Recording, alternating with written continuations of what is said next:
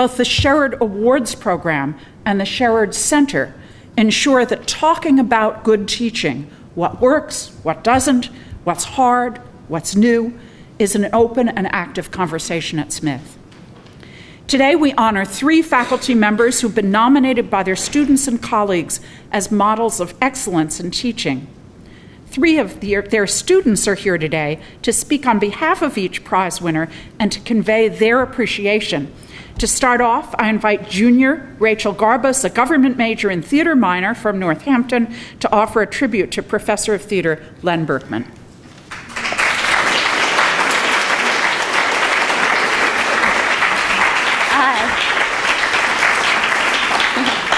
I've never spoken on the heels of a president before. It's more than a little terrifying.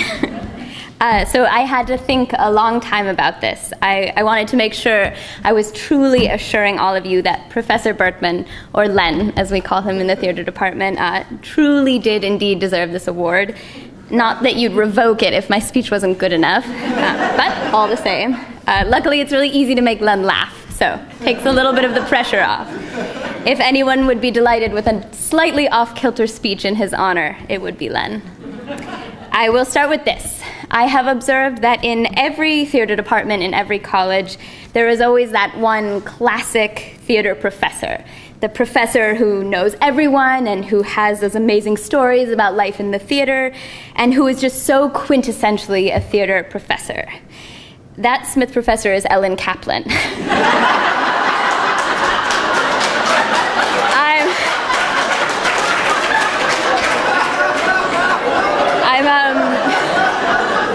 I'm really glad that went over. I wasn't sure if that was going to work.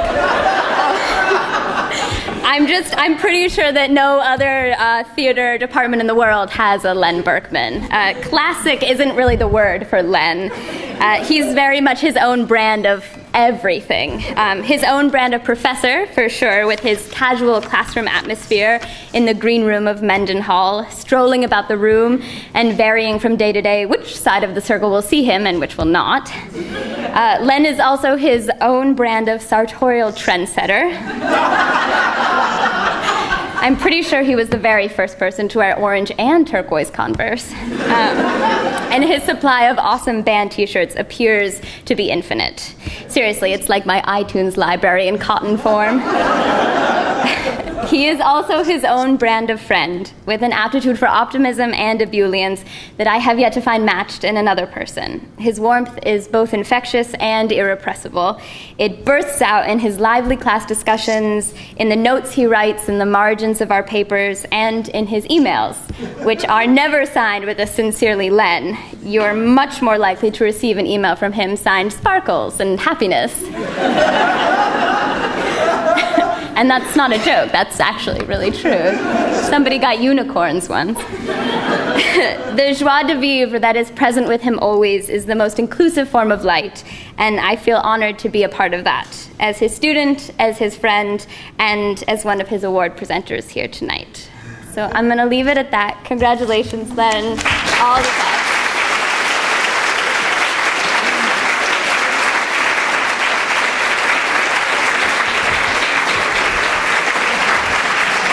Thank you. That was a toast. Truly worthy of Len. So Len, the stage is yours. So I'm going to read the citation. Leonard Berkman, Anne Heseltine Hoyt, Professor of Theater. If the measure of a teacher is the impact of his students in the world, then your place in history is undisputed. Renowned playwrights and actors Wendy Wasserstein, Liev Schreiber, and Patricia Wettig are among those you've inspired and challenged in a teaching career spanning 4 decades and encompassing genres as varied as modern European, Latino, Latina, and Canadian drama. I should add our own Andrea Hairston on the faculty, too. A gifted rebel from your early days, you describe your philosophy of teaching and learning in 7 simple words.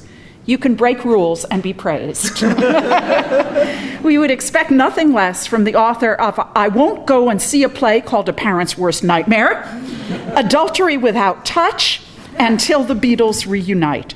In recognition of your outstanding teaching record, Smith College is proud to award you the 2011 Sherrerd Prize for Distinguished Teaching.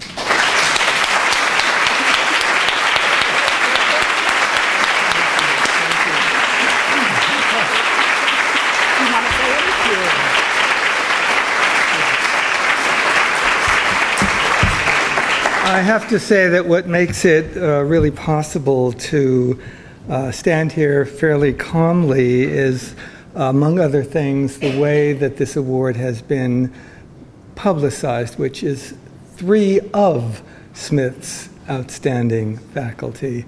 So that what we feel, I'm sure each of us, and I'm so proud to be with Susan and Greg in accepting this, what we feel is that we are a symbol of Smith's, indeed, commitment to teaching and of the faculty who've been selected here. I should tell you that I never wanted to be a teacher. I'm much too shy. People tell me, you? But yes, you learn how to cover it. I'm much too quirky, I think. How can I communicate to a wide range of people?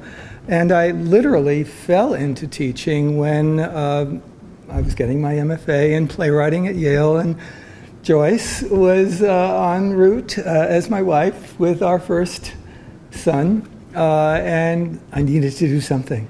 And I didn't know what to do, advertising, publishing, and I was actually, without looking for it, in those days you could have a chair call you and say, I've heard of you, would you like to work here?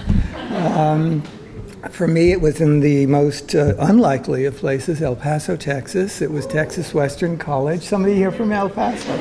Wonderful. What is now UTEP. And because I was an English undergraduate major, I was hired in the English department at Texas Western, and that was where I fell in love with teaching. That was where I realized I could stand in front of a group of people and not fall down, and I could make some sense, but more importantly, I realized how wonderful students are. I had a mixture of what we call traditional students, generally speaking, but I also had retired Army officers from Fort Bliss. I had a good proportion of Mexican students whose English was rudimentary, but whose Spanish was brilliant, and who could communicate in that mixture in ways that were not appreciated by the faculty at large at that school. There was something else that I learned, speaking of breaking rules. In that year, which was 63-64, I was given a syllabus for each course that I was going to teach.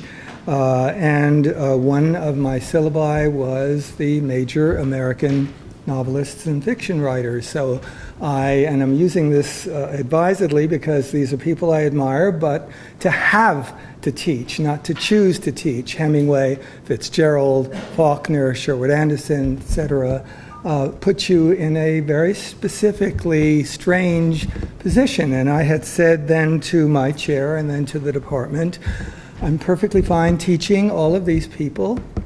If I can add one more to the list, I will be even finer. And they looked a little nervous, and they said, what one more? I said, well, just one little book, The Selected Writings of Gertrude Stein. And they said, so you'll still teach Hemingway, Faulkner? And they had no idea who Gertrude Stein was. And especially they didn't know of her impact on Hemingway, Faulkner, Fitzgerald, and so forth. And my plan was, indeed, as I carried it out, to teach Stein and to find again that students catch on to this and love the idea that they are both, on the one hand, subversive and on the other hand, learning something, as opposed to overthrowing something and not learning anything in the process. So that was when I decided, well, an MFA in those years was not a guarantee of anything. It now is seen as a terminal degree. So I went back to Yale, got my doctorate, came here in '69, and found a continuity of students who would do more than just be receptive. They would just take the ball and run with it. And you mentioned Andrea. Kiki Smith was here at that point. A number of people, including some in this room, who wonderfully introduced themselves to me from those early years. And immediately in fact, began presenting work based on what they were learning. Moracek's Tango, which they've never heard before, Ionesco's Rhinoceros, they did scene work in class that I remember to this day. Then the other thing, and this is specific to Smith, and I was speaking with Michael Gora before we came in here, and he's had identically the experience that this school, rather than giving us a syllabus and saying you must teach this and that, actually encouraged us to research in areas that we had never studied, to develop new courses that we wouldn't even have conceived of. And for me, immediately, it was that I had a group of black students who had never read plays by black writers. So it was in that first year that I was, without any obstruction whatsoever, able to initiate the African American drama course, from that an African drama course, from that indeed a Latino course in the Americas. I didn't have to stick with, crucially, didn't have to stick with what I had studied. You couldn't have studied it. I ended up originating a Canadian course that frightened me greatly when the Canadian government came here and said, did I know it was the only such course in the United States? They said there are only 6 in Canada itself. And I felt like this is a kind of form of atlas. If I'm the only one teaching it, then when I don't teach it, nobody reads it.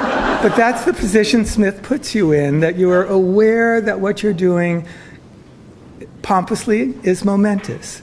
And 42 years later, with such an array of wonderful students that I've had over the years, and further, because it's so sad in spring to have significant students leave, to find that in your professional world, because I work in various theaters and my students are turning up in the professional world. Not that that's proof of anything, but it means that we don't have to always say goodbye. And this is where, again, after 42 years, one does not want to say goodbye, and one isn't. Thank you very much.